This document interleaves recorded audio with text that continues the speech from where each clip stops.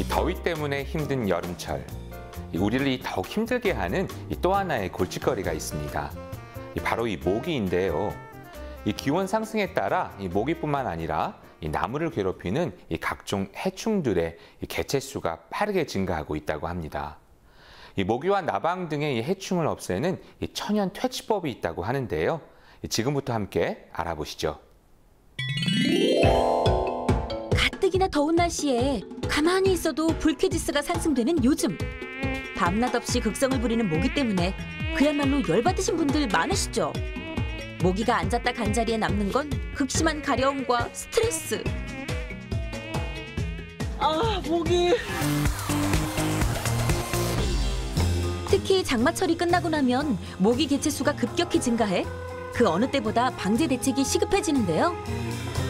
모기는 기온이 높을수록 성장과 번식 속도가 빨라져 산란 후 알에서 유충이 되기까지 3일, 유충에서 성충이 되기까지 단 2주밖에 걸리지 않고요.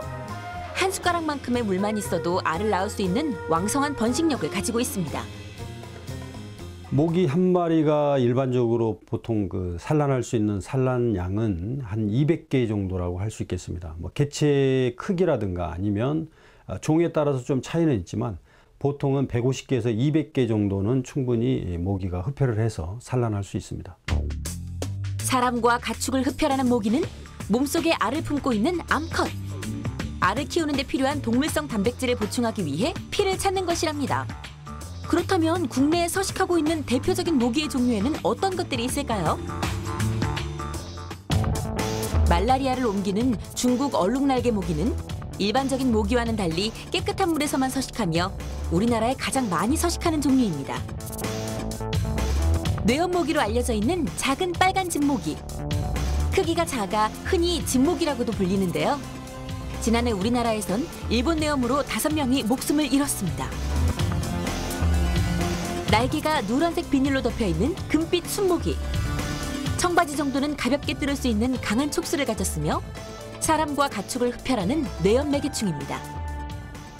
아무래도 이제 우리나라뿐만 아니라 전 세계적으로 기후변화에 따라서 고온 현상이 많이 유지되는 그런 상황이기 때문에 이제 그렇다고 볼 수 있고요. 모기 유충을 방지하는 방법들에는 생물적 방제 또는 화학적 방제 방법들이 있지만 대부분 화학제들이 이제 성장 억제제, 곤충 성장 억제제를 활용하는 방법이기 때문에 안전한 동물이나 사람한테 독성이 낮으면서도 상당히 안전하게 사용할 수 있는 그런 제제이고요.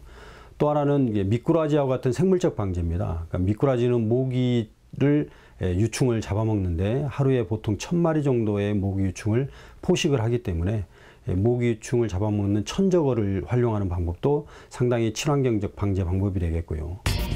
모기 유충을 방지하는 데 그 역할을 톡톡히 하고 있다는 미꾸라지 천적 방제법. 직접 확인해보기 위해 서초구의 한 아파트 정화조로 가봤습니다. 힘차게 요동치는 미꾸라지들. 자, 이제 미꾸라지 들고 정화조로 들어가 볼까요? 어둡고 따뜻하고 습한 정화조 안. 모기에겐 천국과도 같은 환경 조건입니다. 이미 성충이 된 모기떼들이 정화조 벽면을 가득 메우고 있는데요. 보기만 해도 소름이 쫙! 사람 냄새가 풍기자 기습적으로 날아드는 모기떼로 정신이 혼미해진 제작진. 모기야! 아우, 거참 덩치값 좀 하시라고요. 정화조 속 폐수에서 활개를 치고 있을 모기 유충을 찾아봤습니다. 물가 근처에는 이미 엄청나게 많은 모기 성충들이 진을 치고 있었는데요. 한 바가지의 물을 떠내보니 어머나, 이게 다 몇 마리인가요? 엄청난 양의 장거벌레들이 모습을 드러냈습니다. 모기 지금 이렇게 와요? 예, 이것이 모기라는 것은 수생곤충이기 때문에 물을 찾다 보니까 이 정화조 시설에서도 많이 이렇게 모기를 발생하게 만듭니다.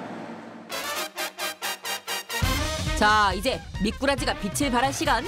막중한 임무를 안고 미꾸라지 전사들이 부하됩니다.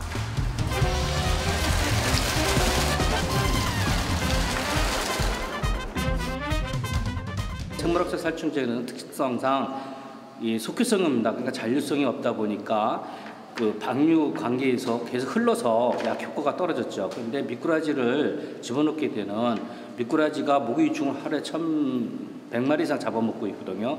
그러다 보니까 지속적으로 살 수 있고 또 지수수 먹이를 먹다 보니까 모기 유충의 방역 활동에는 아주 적절하게 좋습니다. 같은 양의 미생물 살충제와 미꾸라지의 값을 비교했을 때 미꾸라지가 약 4배가량 저렴하며 미생물 살충제는 보통 2주 후가 되면 효과가 급격히 떨어져 평균 약 25%의 효과를 보이고 있고요. 반면 미꾸라지 방제로 하루 이틀 내에 100%의 효과를 목표로 한다면 1톤 기준 평균 100마리의 미꾸라지를 방사할 경우 그 효과를 얻을 수 있다고 합니다. 모기 유충 방제에 보다 높은 효과를 얻기 위해선 종합적인 방제가 적절히 이루어져야 합니다. 살충제를 이용해 유충 밀도를 감소시키고요. 그 후 최소량의 미꾸라지를 방사한다면 경제성과 효율성을 동시에 얻을 수 있겠죠. 해충으로 인한 피해는 사람과 동물만이 아닙니다.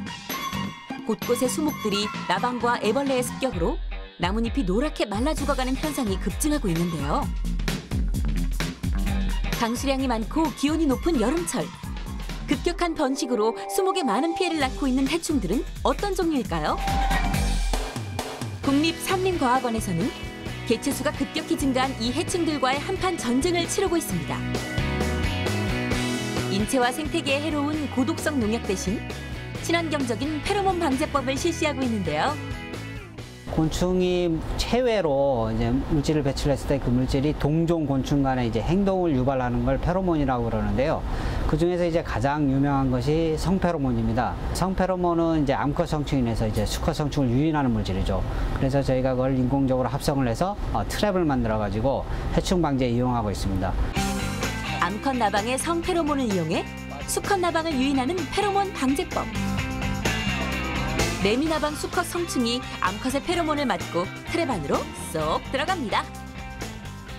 수컷 성충이 이 냄새에 끌려서 이제 암컷이 내는 냄새로 오인을 해가지고 이렇게 날아 들어와서 이쪽으로 빠지게 됩니다. 빠지게 되면 일단 한번 빠지게 되면 이 트랩에서 이제 빠져나올 수가 없죠. 그래서 저희가 이렇게 매미나방 페로몬 자체 성충을 이제 잡을 수도 있고 이렇게 해서 발생 밀도 정도나 이런 것들을 파악을 할 수가 있습니다. 그리고 매미나방 외에는 다른 해충이나 천적, 다른 동물들은 전혀 잡히지가 않습니다. 도시의 가로수와 정원수의 씨를 토하여 잎을 싸고 그 속에서 집단으로 잎을 먹어치우는 미국 흰불나방. 서울숲공원에서는 이 나방을 포획하기 위해 총 180개의 트랩을 시범 설치했는데요. 앞서 매미나방을 포획했던 트랩과는 달리 페로몬으로 유인한 후 끈끈이로 포획하는 방식입니다. 지금 안쪽을 보시면요. 지금 미국 흰불나방 암컷에서 추출한 페로몬 패치가 지금 붙어 있는 걸 보실 수 있습니다. 45일 동안 나무에 걸려있던 트랩에는 몇 마리의 흰불나방이 잡혔을까요? 이번에는 흰불나방이 5마리나 잡혔는데요. 네. 지난번보다 많이 잡힌 것 같아요. 2개의 트랩에서 잡힌 총 12마리의 미국 흰불나방. 이 정도면 좋은 성과라고 하네요. 미국 흰불나방의 수컷을 유인해서 암컷과의 교미를 방해해서 다음번 알을 낳고 유충이 잎을 가해하는 것을 막는 그런 작용을 하게 되는데요. 평균적으로 600마리에서 700마리 정도의 알을 낳는다고 봤을 때 방제 효과는 대단히 크다고 할 수 있겠습니다. 그렇다면 이러한 페로몬은 어떤 방법으로 채취하여 페로몬 트랩에 이용하는 걸까요? 우화한 지 2, 3일 정도 되고 교미를 하지 않은 암컷의 페로몬샘에서 페로몬을 추출. 여러 가지 분석기기를 이용해 이중 유인력이 가장 뛰어난 성페로몬을 추출하고요. 이를 인공적으로 합성해 트랩에 이용하는 것입니다. 기후 온난화 등으로 인해 가지고 이제 다양한 해충들이 발생을 하고 있는데 특히 이제 국내에서 없었던 그런 외래 해충들이 많이 발생을 하고 있고요. 아니면 기존에 별로 이제 밀도가 높지 않았던 그런 해충들이 갑자기 이제 밀도가 늘어나게 됩니다. 그래서 저희가 기존에 이미 연구가 많이 된 그런 병해충 같은 경우에는 이제 방제법이나 이런 게 정립이 되어 있기 때문에 방제가 이제 훨씬 용이하지만 최근에 외국에서 들어온 병해충이나 아니면은 기존에 밀도가 없었던 것들이 갑자기 늘어난 경우에는 저희가 방제법 개발 연구가 아직 진행이 덜 되어 있거든요. 그래서 그러한 면에서 이제 방제가 굉장히 어려운 면이 있습니다. 우리는 독성이 강한 화학 살충제로 골치 아픈 이 해충들을 단번에 방제할 수도 있습니다. 하지만 그렇게 한다면 해충뿐 아니라 익충까지도 죽이게 되겠죠. 천연 방제법은 비록 속도는 느리고 노력이 많이 요구되지만 건강한 생태계를 위한 최선의 방법 아닐까요?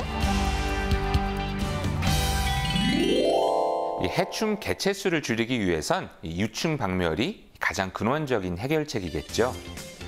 이러한 이 친환경 방제법으로 이 사람과 나무를 괴롭히는 이 해충들의 횡포를 확실히 막을 수 있었으면 좋겠습니다. 자, 날씨로 보는 새로운 눈, 날씨. 다음 주엔 더 재미있고 알찬 날씨 이야기를 가지고 찾아오겠습니다. 고맙습니다.